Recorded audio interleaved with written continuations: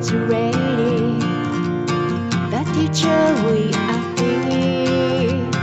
When you are too uncomfortable, you refresh your feet. Then you may pause and wonder, what took you so much time? But questioning is pointless when everybody knows your crime. The sun is feeding me powerful rays, and today I will change my ways. Today any waiting just does not pay. I am decided to seize the day. I am decided to seize the day.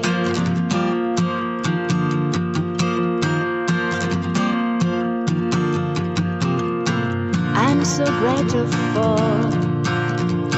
that I have the chance to look over my lessons and change my circumstance. The greatest gift you receive is the task to improve yourself.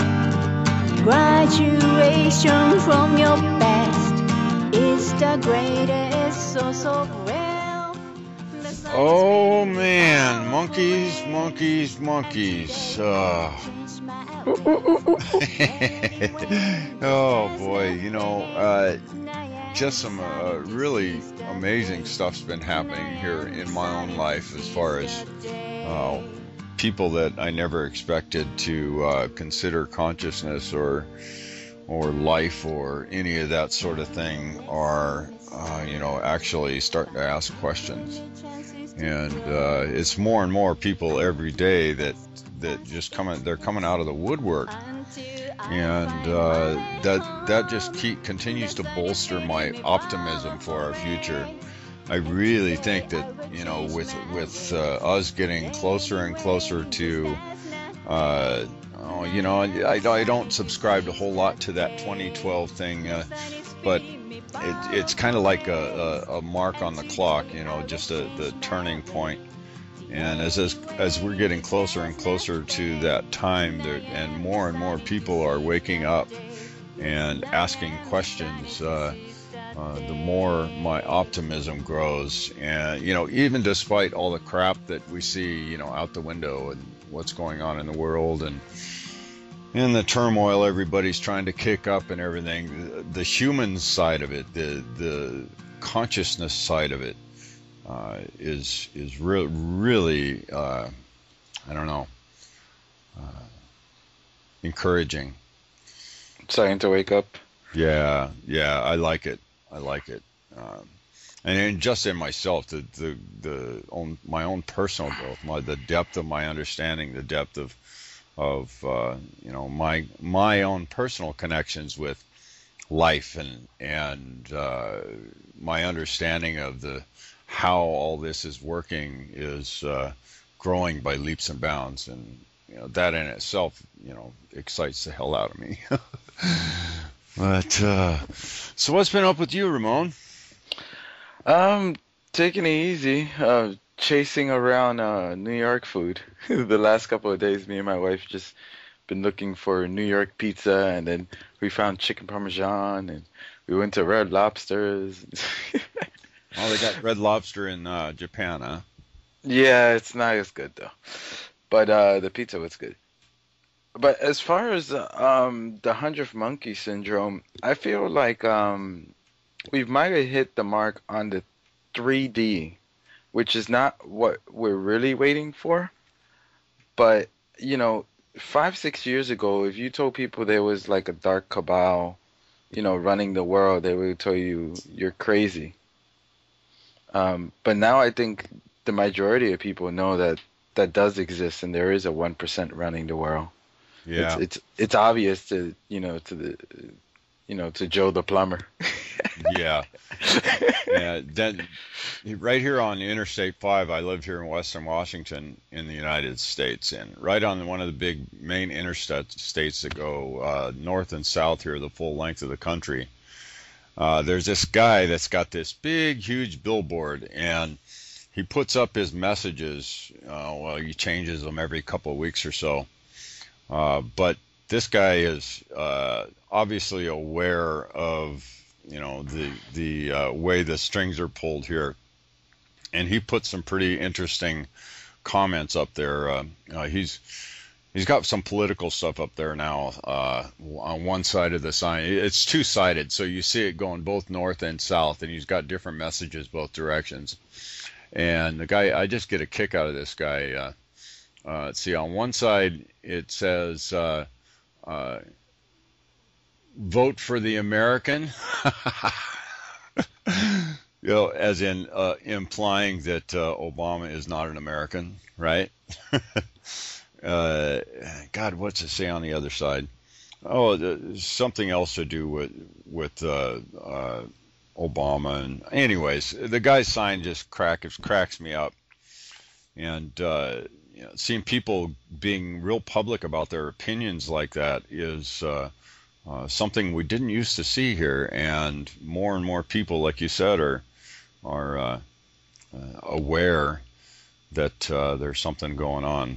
And that the guys that are in the office aren't necessarily elected; they're selected. So.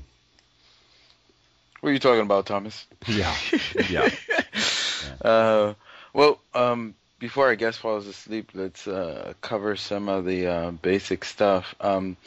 If you're going to the Pythagoras Conference in Horseshoe, Southern Indiana, October 10th to the 14th, you can pick up your tickets from us and help support us at the same time.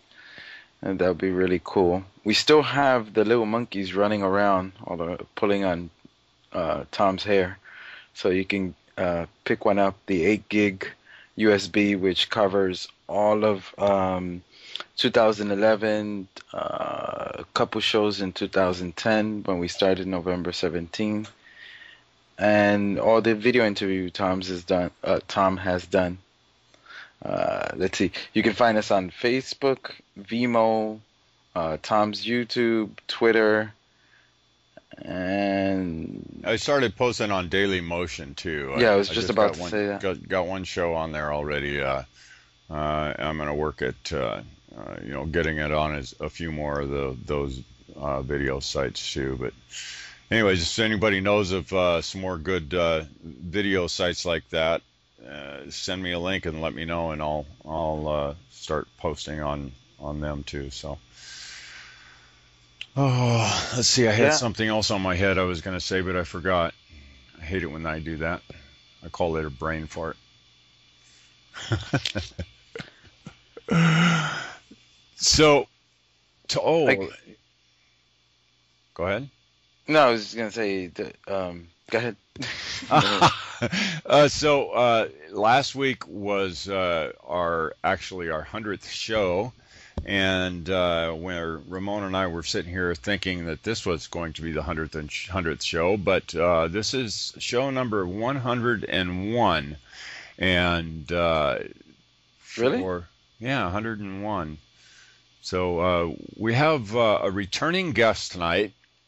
And I'm sure that all of our listeners are quite familiar with Santos Bonacci. He's been really breaking some new ground, or actually bringing up some old ground, I think, more in the lines of some of the ancient and mythological and astronomical and astrological. And I mean, he's just been really digging into astrotheology and putting some really good pieces together and making sense of what's going on in the world today. And I mean, really dissecting things. I suggest you guys go watch his videos. We have one posted up on the main page and a website. Yeah, he's just really breaking some new ground here, the stuff that I haven't heard before. So it is our honor and pleasure to welcome you back to the 100th Monkey, Santos. Thank you, guys. Great to be back. So we gotta send Santos some energy. Yeah, energy and love. Thank you. So Santos, when I was watching the video, the way you break down the astrological chart, I've never heard anyone else even come close to the way you talk about it. What was some of the?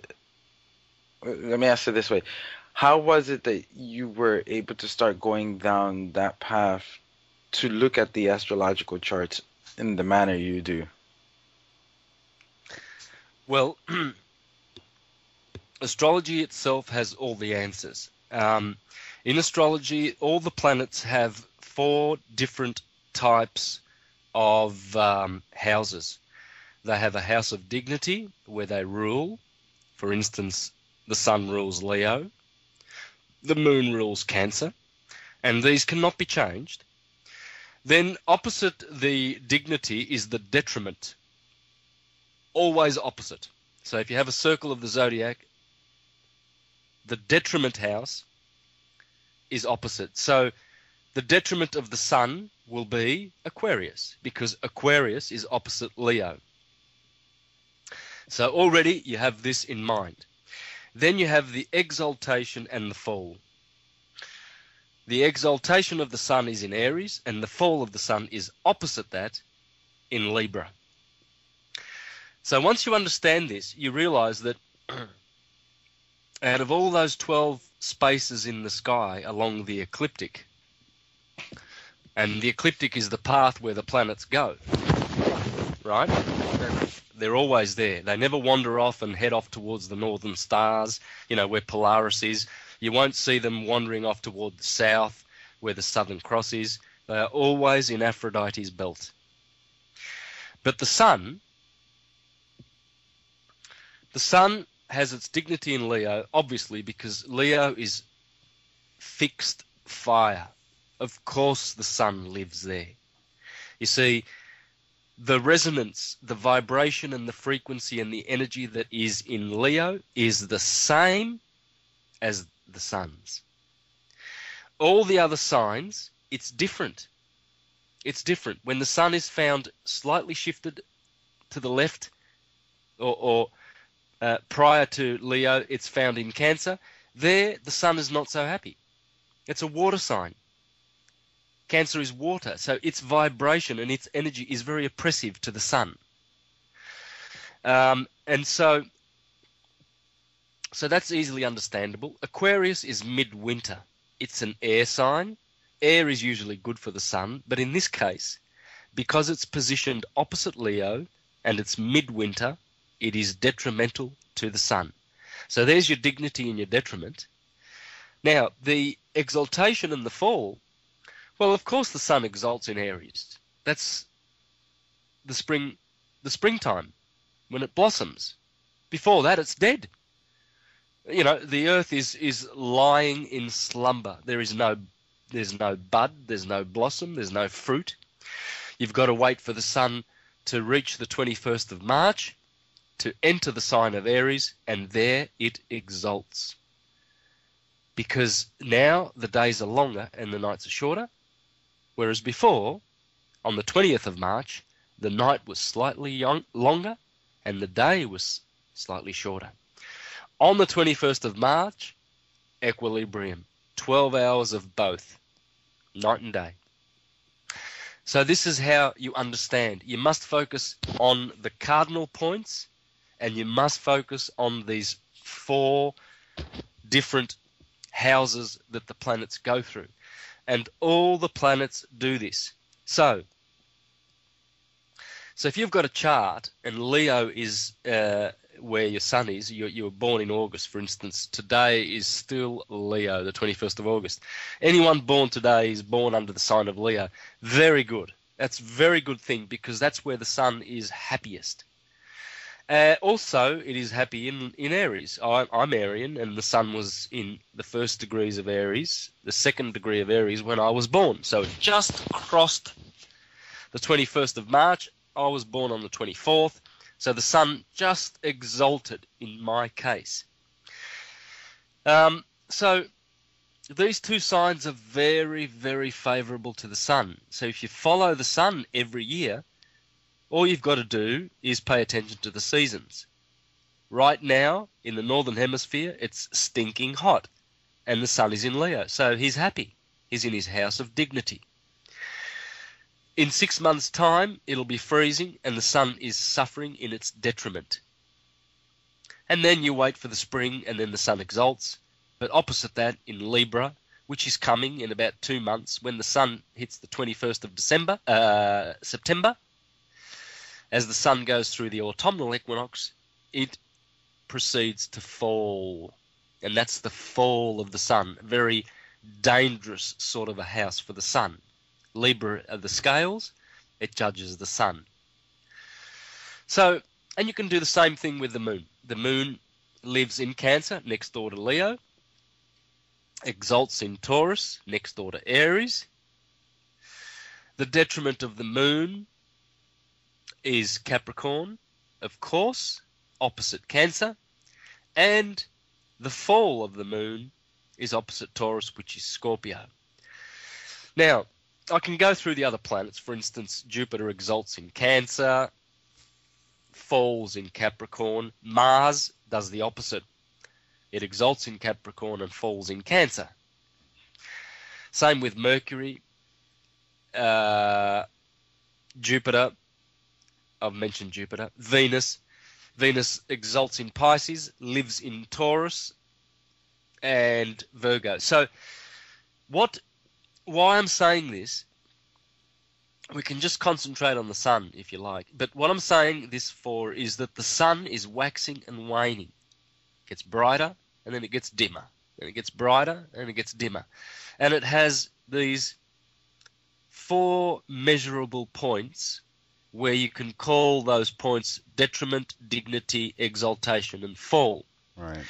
And as you see these cycles waxing and waning, and you know that the planets are doing the same thing, when you see them all together in one's chart, you can see whether the planets are happy, whether they're exalting, whether they are in the house of their dignities, whether there are any bad aspects like squares and oppositions, etc., or good aspects. I can explain those later, what they are. But as you look at someone's chart, you can see if some of those planets are suffering. For instance, if Mars is in Cancer, well, that's his fall. See, Mars is hot and dry. Cancer is cold and wet.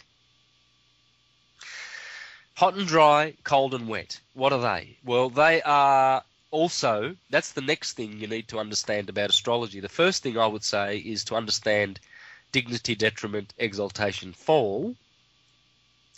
Then I would go to the humours.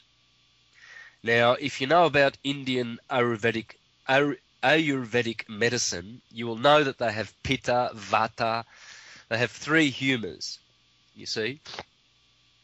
And they've got sub-humours. But in astrology, there are 4 humours. 2 are active, 2 are passive. So hot and cold, they are active humours. Each planet has one of those. Dry and moist, they are passive humours. Each planet has one of those. So the sun, obviously, is hot and dry. It can't be cold and moist. That's the moon next door.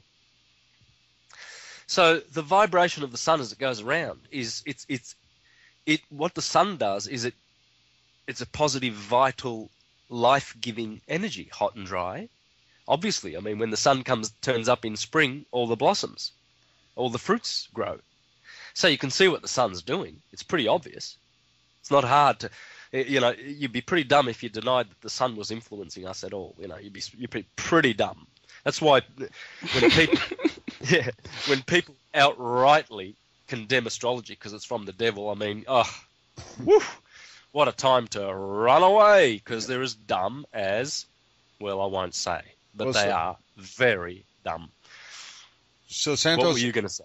Santos, I kind of have a question that I've thought about a few times, and I fully understand your explanation there, and I agree with it, being born in the northern hemisphere, but southern hemisphere, I'm wondering why all astrology was focused on, and I'm assuming that this is because it was mainly developed in the northern hemisphere. primarily, but it it seems to be backwards for the southern hemisphere. So would this just popped into my head? Would people born in, say, the Scorpio versus the Taurus thing? So people born in the northern hemisphere under Scorpio, would a person in the southern hemisphere born in Scorpio bear the Taurus type personality? Yeah, would Yeah. No. The science of astrology is polarized in a certain way. It's northern hemisphere oriented, you see. The whole astrology works because the Earth is in a relationship with the sun. And that's it. It's not concerned necessarily, primarily, with the stars and the slippage of precession, and it's not concerned with hemispheres. Well, it is. It's northern hemisphere oriented. Why is that? Well, because as you start in Aries is in your head. Taurus is in your head. The third sign, Gemini, is your two arms, the twins. Cancer is your chest, Leo is the heart, Virgo is the belly, Libra is the kidneys, Scorpio is the generative area, Sagittarius, the upper thighs or hips. Hips is short for hippo. Hippo is a horse. Your knees belong to Capricorn, the shins belong to Aquarius, and the 2 feet are Pisces. So when you wrap Adam Kadmon, or Jacob, who had his name changed to Israel in the Bible, Jacob means heel catcher, because the 2 feet, when you wrap a human being around a circle, starting with the head in Aries, and the 2 feet wrap around to touch the back of the head, that is Jacob, the heel catcher. You see, Jacob has 12 sons. Well, if we haven't got a coincidence here.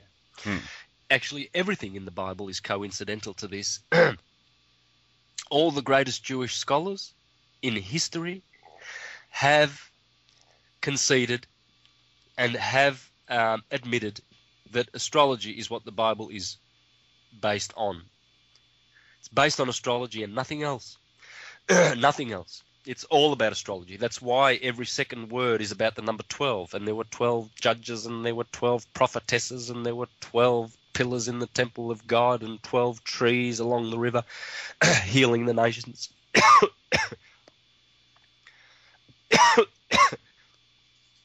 Excuse me. I'll get a drink.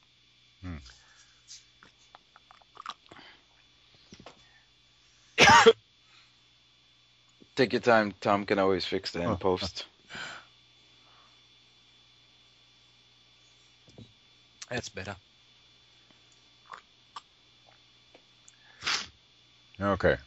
Yeah. So what you see there is that Jacob the heel catcher, or Adam Kadmon, cannot be placed differently.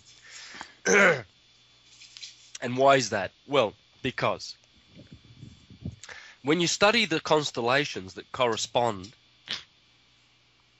to those 12 segments of the body, you will notice that the organs therein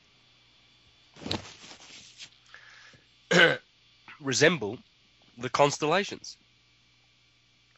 I'll give you 2 examples. No, 3. Taurus. Taurus has the famous Pleiades. Taurus is in the head, and so is the pineal gland. Next to Taurus is Orion fighting the bull. that corresponds with the optic thalamus. And this has been known to the ancients for many, many years. The river that runs from the foot of Orion, the star called Rigel, the bright bluish star, very loved. That's called Eridanus. In other words, Jordanus, the Jordan in the sky. When you go over to to Leo, have a look at Leo next time you see him bright up there in the sky, and you will see that he resembles a heart, because Leo is the heart. When you spot Scorpio, you will notice that Scorpio is rising like the phoenix out of the center of the Milky Way galaxy. Right below the stinger, the tail of Scorpio, is the center of the Milky Way galaxy. That corresponds with your generative area. The scorpion is the phallic. It's the male phallic.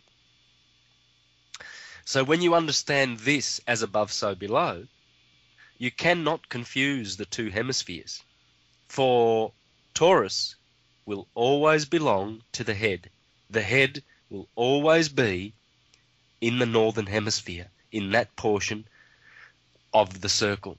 So it's the law of correspondences, the law of Hermes, you see, as above, so below. When you understand that, then you don't just draw a circle of the zodiac and put things wherever you want them to be. You know, you can never, for instance, decide that you're going to make the dignity of the sun, I don't know, Scorpio, because the sun is not dignified in Scorpio. The sun suffers in Scorpio. Water signs do not treat it very well. And in fact,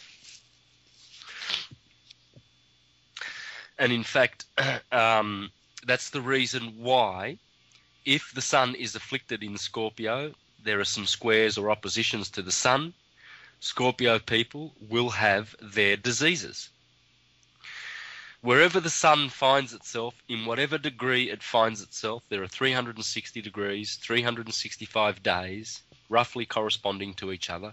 As the sun progresses, degree by degree, it changes the nature of its vibration and its angle.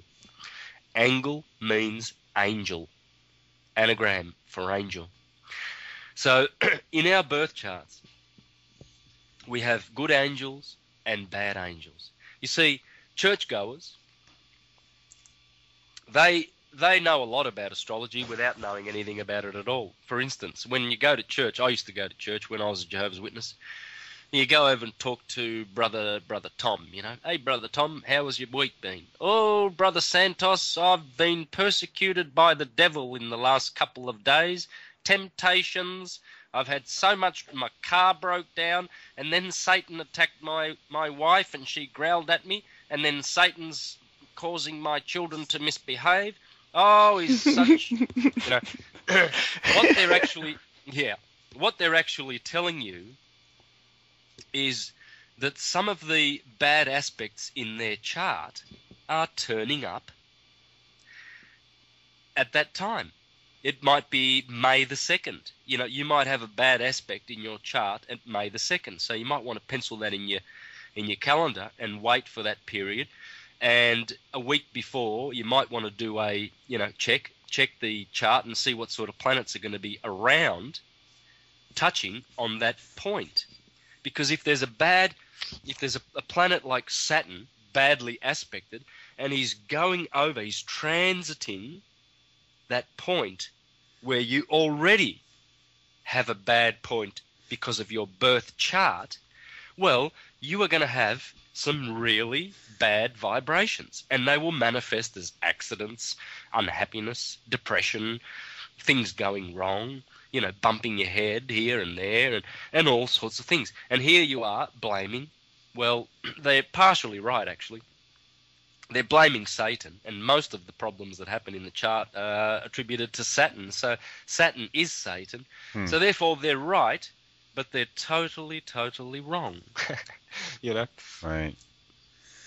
You know, I've used astrology myself quite a bit, and it just never ceases to amaze me how accurate it is, especially for you know, personality types. When a birth chart's done and looking at a person's personality and comparing it to a birth chart, if it's done well, it like just draws that person completely out. And but that's all imprinted at birth. So I know you've been digging into this pretty deeply. What actually is imprinted at birth? Is it the magnetic vibration, or what is the actual element that imprints into our physiology or our psychology or our consciousness at that point?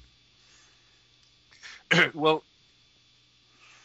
at the moment you are born, all their planets are situated at various angles in respect to you and in respect to the crystals that are in your body. Your pineal gland is a crystal. Your brain is crystals. It's an electrochemical computer. Your blood is crystals. We are carbon crystals. Crystal means Christ. Therefore, we are, same spelling, by the way. They've replaced the I with a Y, but it's still a Christ, crystal. So you are a carbon crystal. You're a carbon christened entity. You have been baptized in death. There are four baptisms, okay? There's the baptism of death, or earth, which is your body. When you find yourself in your mother's womb, you've been baptized. And that is death. Because life in bodies is like death. Because only in spirit can you enjoy unconditioned consciousness. So next thing you do is you get baptized in water, and that would be your mother's waters. And then when you come out of the body, you breathe air. Air is spirit. That's the baptism of spirit. And the final baptism is the baptism of fire. And you'll notice that these baptisms are all related to the four platonic elements: earth, water, air, and fire. So when you get baptized with fire, you get baptized as a mystic, and you have really entered the higher mind, and you have been saved. But in the meantime, the planets have affected all of that process, because the moment you drew breath, that was the moment that your crystals were influenced and came under the influence of the outside planets for the first time. You see, you were protected in your mother's womb. In a sense, you were protected, you see. But then when you're exposed and you begin to breathe and you have your own life, at that moment you receive all of the seven. You receive all of the energies from the seven archons, the seven cosmocrators, the Elohim, the wanderers, the seven stars.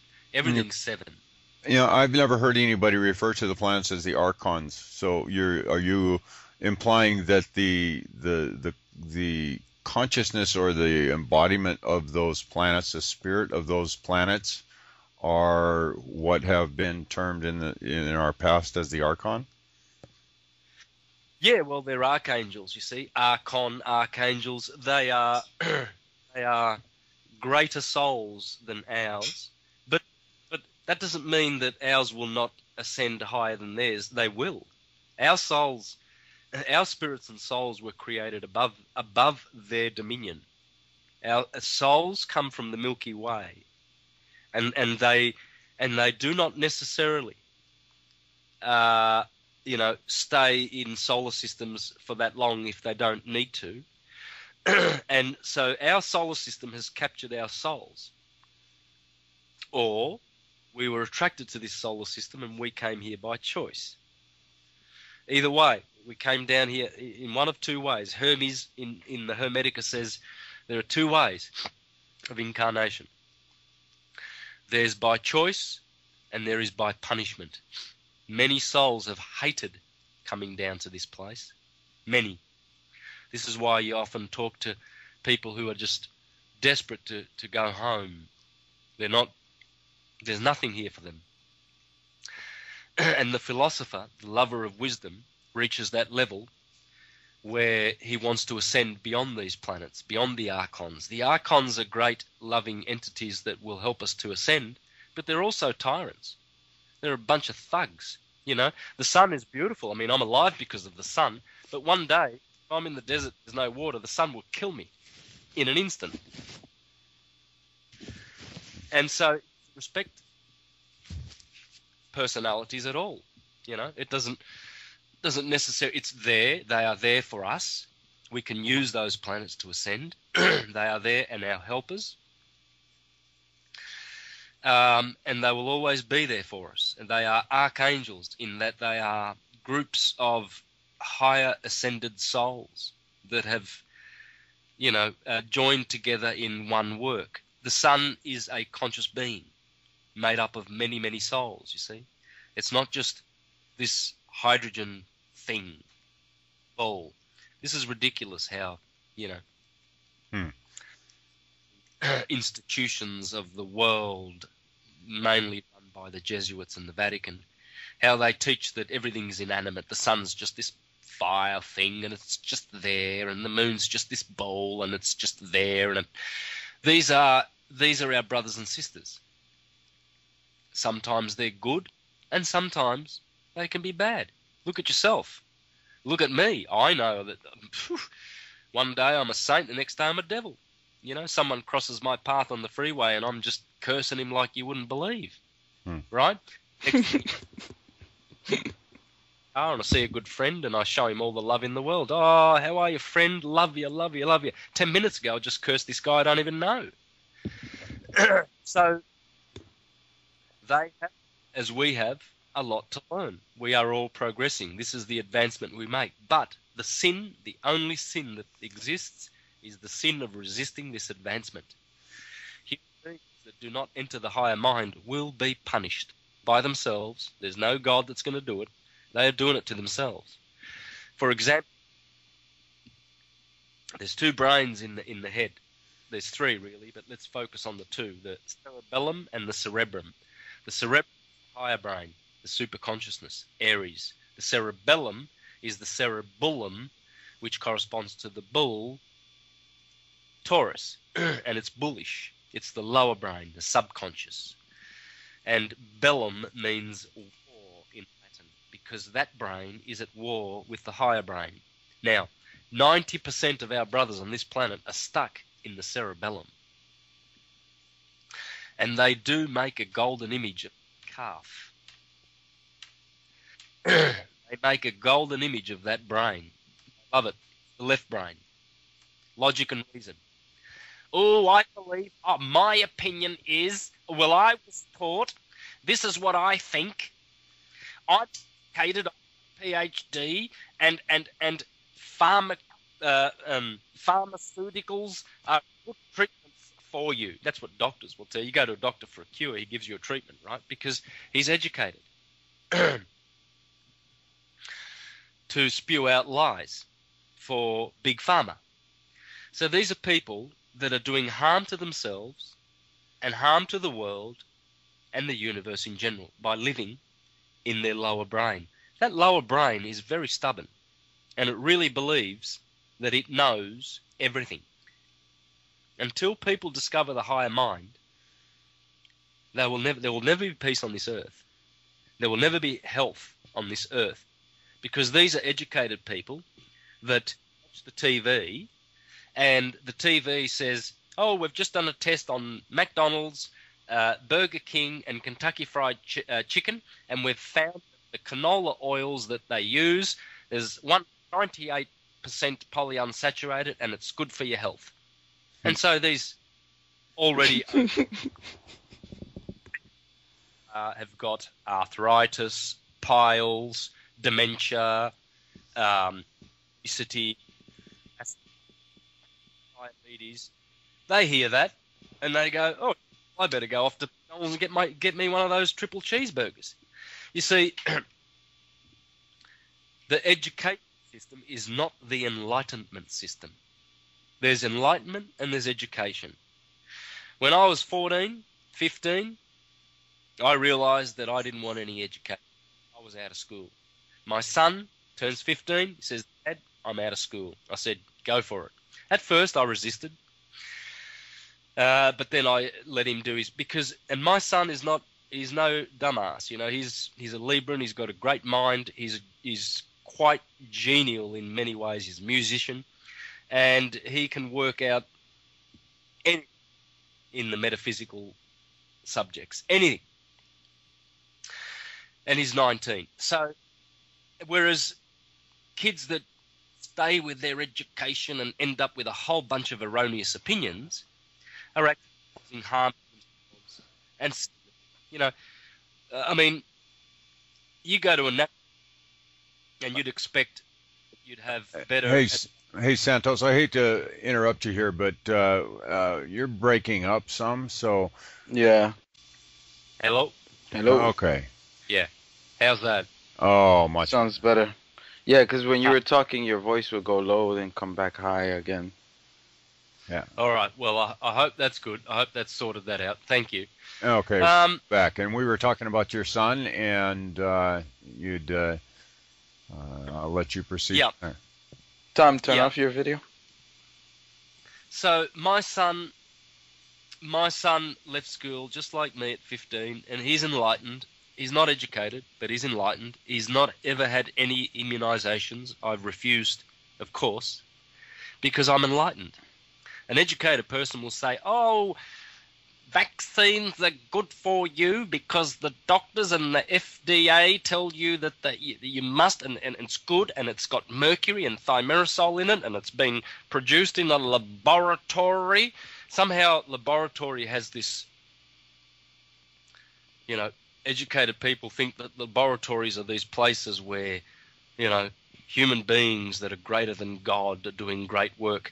I don't know. I mean, all those animals that they persecute and inject with pus and shit and venom, and just to find out how long it'll take for a mouse to die of cancer. Monkeys, you know, with injections and little things sticking out of them and everything. Those animals are...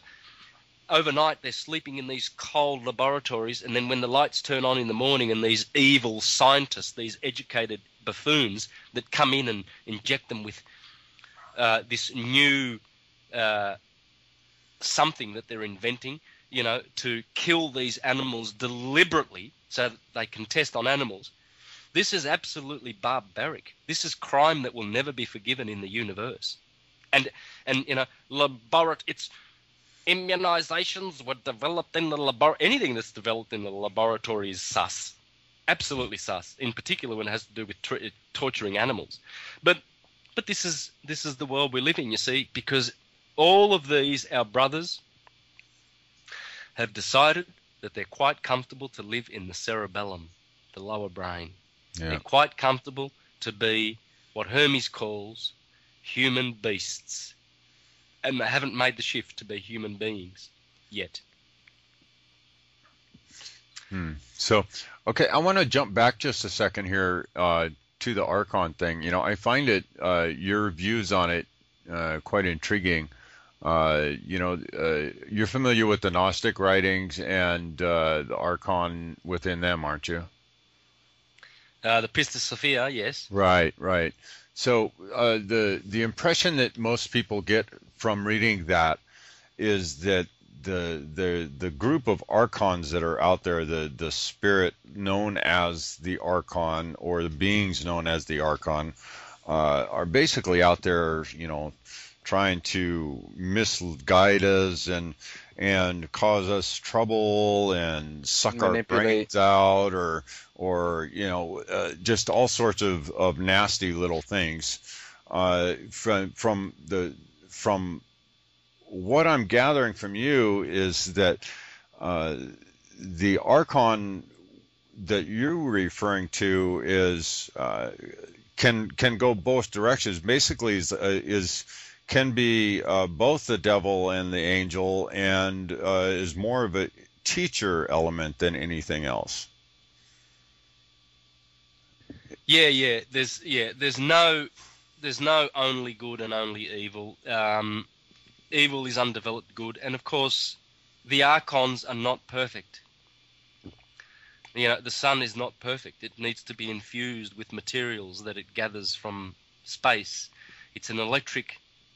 It's the whole universe is electric. We are electric. There's nothing that is not electricity.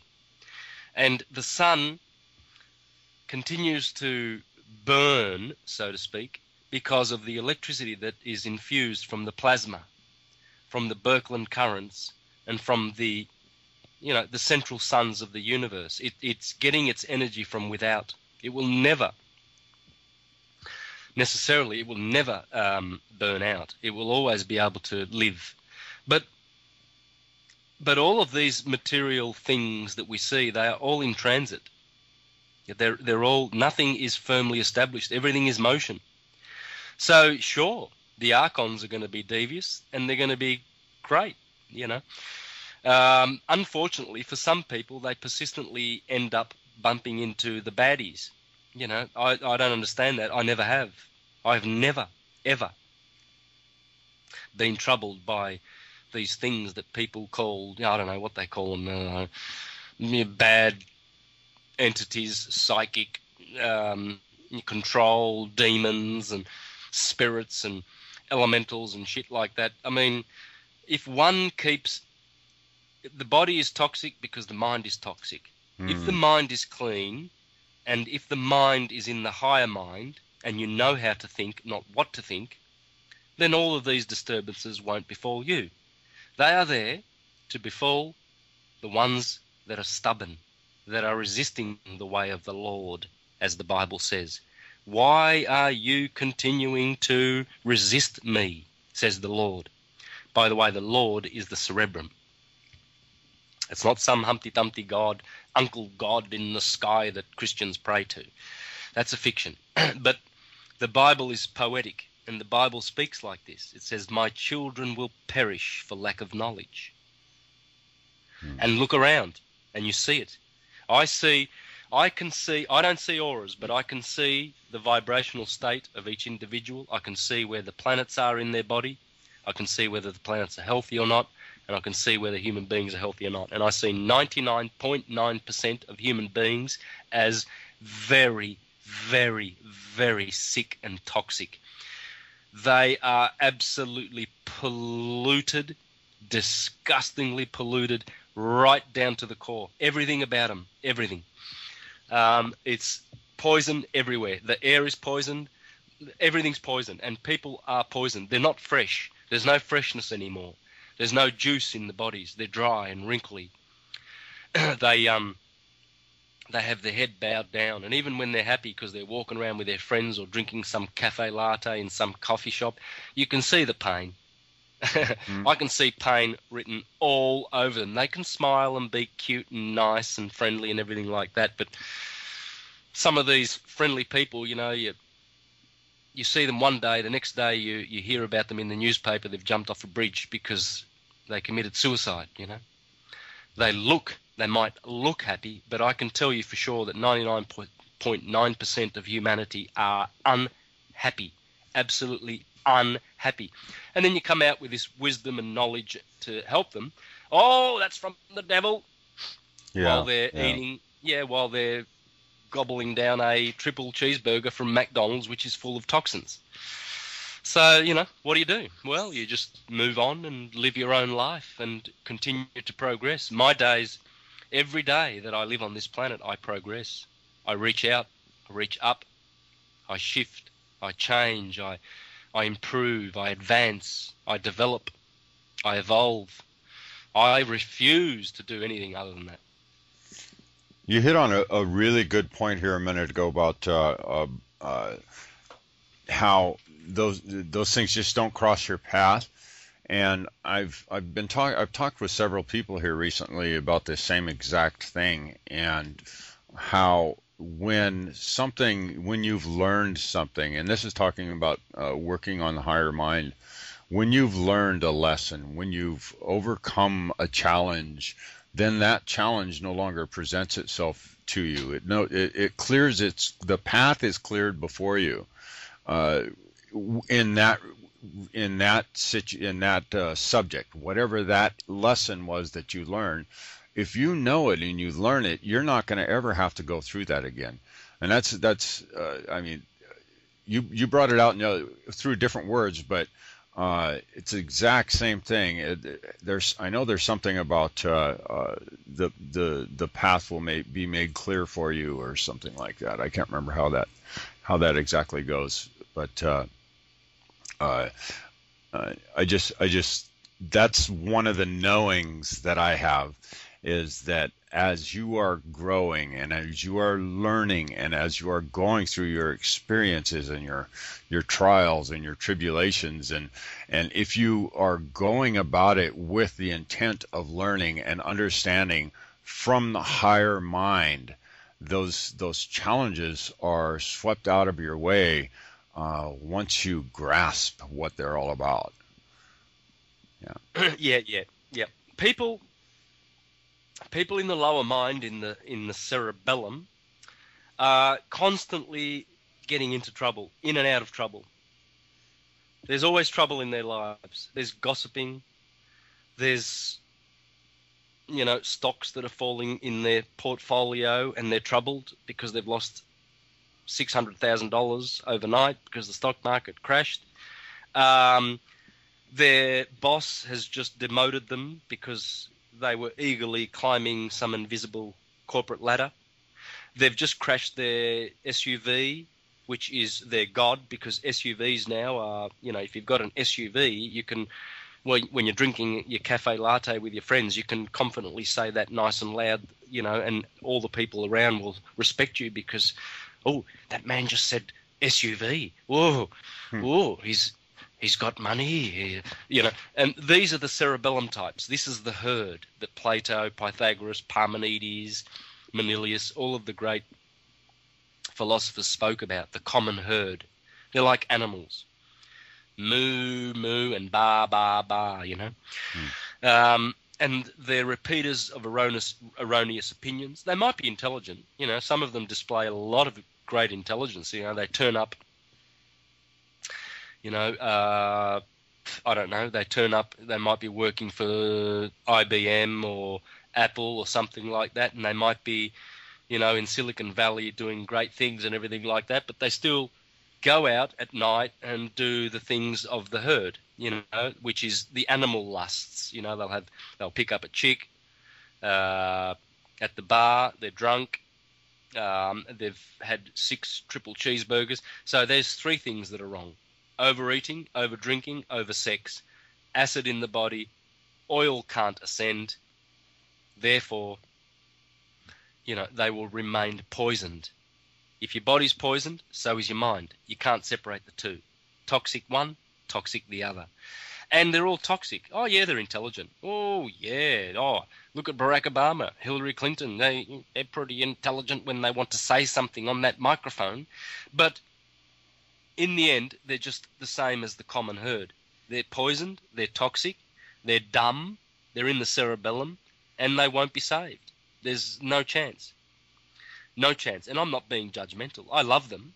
I'm not being harsh. I love all individuals that live on this planet. But they're still dumb. You know, I mean, I love animals. They're dumb. I love cows, but cows are dumb. But I love them because they're cute, right? So I love them. But he's as dumb as dog shit. So, but I love him. How do I know he's dumb? Because he's living in the lower mind. If he was truly enlightened, he'd not be the president or chief CEO of a corporation that is at the top of the military industrial complex, which is killing people needlessly, and which is run by the Vatican scoundrels. He would be out of there. And he wouldn't be doing it for his career and his name and for money, because that's what they do it for. It's quite easy to recruit people to go and kill in your armies. The rich people that hang back in their mansions and send these young boys in the cerebellum to go out and kill other people to fight their wars. You know, remember Arlo Guthrie, or was it Woody Guthrie, that said, I wish every soldier out there in the world would just take his helmet off put his gun down and say, "No, I will not kill." And then he said, "It seems to me that the rich are interested in killing. Give them the guns." Bob Dylan said the same thing. Masters of war, you hide behind your wall, send young men to go out and fill the streets with blood for your murderous appetites. So that's what we should do. Reach out to our brothers in the cerebellum and tell them to put their guns down. Hand them over to the rich. Let them kill themselves. Because the day that the filthy rich are off this planet is the day that we will find peace. 3 things must be eliminated from this planet immediately if we want to have peace. The Vatican, all banks, and all filthy, rich, animalistic people. And there will be peace. You're not asking for much, are you? Okay. Well, we're at the top of the hour. Santos, when you want to share your website and what are you working on right now? Are you going to do a book? I will have to, eventually. But what I'm working on at the moment is I'm going to be doing a presentation on the 8th of September where I will syncretize many, many things. Numerology, astrology, theology, all, obviously you guys have seen my presentations. What I'm going to try and achieve is I'm just going to try and reduce all of that information quickly, succinctly, into one presentation. One presentation to represent all the other, one presentation to represent all the other presentations that I've done. So you can use it as a sort of a, you can flick it over to people and post it and say, look, have a look at this. And then if you want to know more and go more in detail, check out the other presentations. Right. Well, cool. So, and your website? universaltruthschool.com. All right. Well, I want to thank everybody for listening to the first hour. And if you want to check out some more and all the other second hour content stuff that Ramon and I are bringing you from the 100th Monkey Radio, click that become a member button. And in case you're listening to on YouTube, you can go right over to www.100thmonkeyradio.com. Yep. Condemnation without investigation is the height of ignorance. The love you deny is the pain you carry. And we'll see you in the second segment.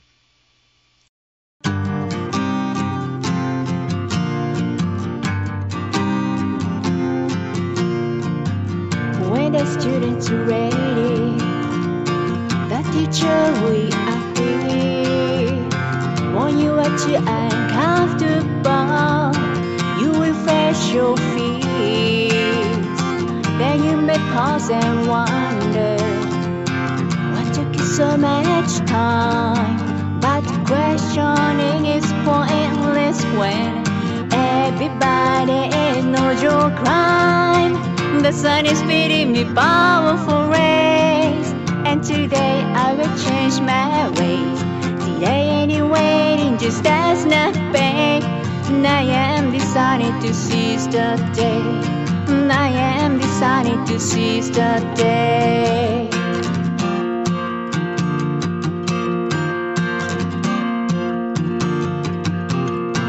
I'm so grateful that I have the chance to look over my lessons and change my circumstance.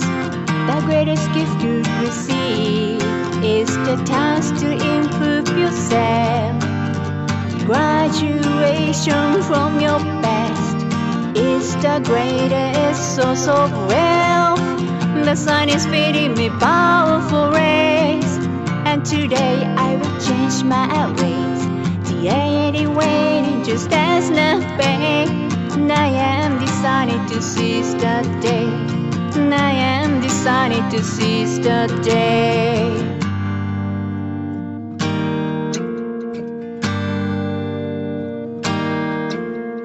Thank you